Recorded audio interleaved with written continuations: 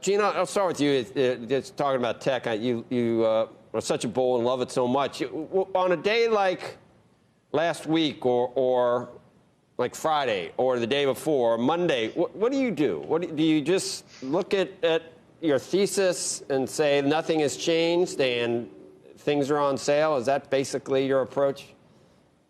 Well, it's definitely a circle the wagons type of a situation. I think I reminisce back to other pullbacks I've been in. I think, Joe, actually, I put on a tie. I haven't worn a tie in a long time, and I needed to get into a special place where I just wanted to focus on the long term for somehow that was therapeutic for me. But to answer your questions, we get together as a team, and we really try to find where there's mispriced assets.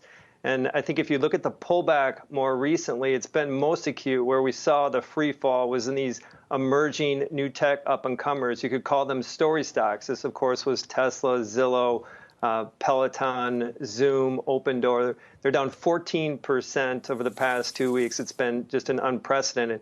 So what we do ultimately is we test our thesis.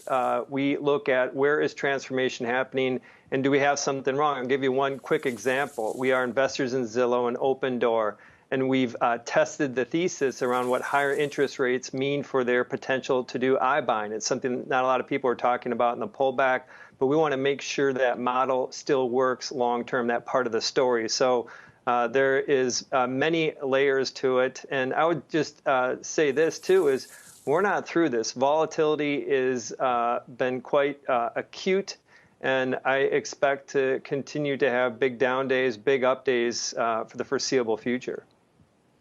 I want to get to Stephanie, but just listening to you, Gene. So 14%, all right, I get it, but on the way up, when you were doing that just again and again and again, take it in 14% increments as the NASDAQ or all these stocks moved higher to levels we never thought possible. Why would you be surprised when it gives back 14%? Well, I should have been more clear. I was not surprised, even with the pullback and kind of the recent bounce yesterday. The story stocks, if you will, are still up 92% over the past 6 months. And so we were always bracing for this and trying to just be prepared, like which of these companies ultimately play into our long-term thesis. Steph, 92%, you do 14. I guess it'd be nice if you could know for sure you're not going to give back the whole 92% or 50% or whatever, because we have seen that movie before, too, back in the late 90s. Yes. So, you don't want to sit there like an idiot and just watch everything you've made just evaporate because you weren't smart enough to get out of the frenzy. That's very true. Good morning, Joe. Good morning. Yeah, go ahead, Steph. So you either use it as an opportunity to add to your favorite names, or it's a harbinger of something worse. Yeah, no, I think you have to just step back for just a minute and ask the question, why did tech sell off? And it was a function of a few things: interest rates rising, the economy getting stronger, and mean reversion, as Gene just mentioned, up 92%. From the March lows, the XLK is up 94%, right? So a little mean reversion there. So the fact of the matter is that rates are stabilizing. That's good. 60 basis points in 5 weeks' time on the 10-year was way too fast. But longer term, I think rates are headed higher, and that's a function of all this stimulus in the system, right? We're going to spend $3 trillion this year.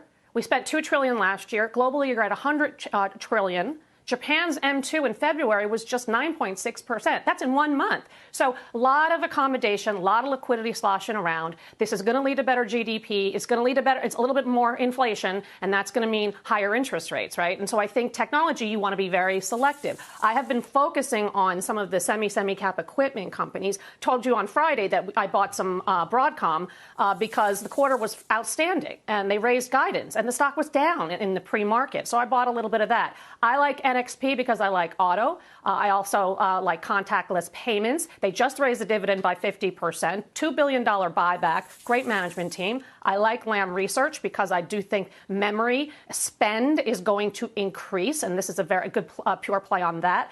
And then I like Fortinet. I like cybersecurity. It's going to be a $180 billion total addressable market by 2030. And they have a whole new product lineup, and they're gaining more share within enterprise. So I think there's a couple of names you can pick and choose, but I do think you want to be very selective at this point. Gene, if I would tell you that the 10-year is going to be at 2.5% in 3 months, would that change anything that you're doing?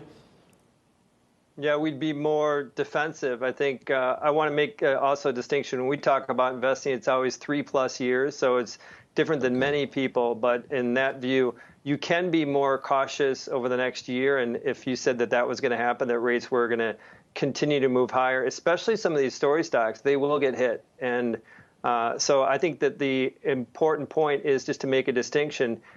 Even in those environments, interest rates go up to like you talked about. I don't think it changes the long-term, this transformative piece. And that really is ultimately what we anchor our investments and why I continue to be positive on a select group of names is that when they have these massive addressable markets. So to answer your question, Joe, is we are concerned about rates going higher. We don't think we're out of the woods yet. We continue to believe that that is also consistent with the view that you should own some of these tech companies over the long haul.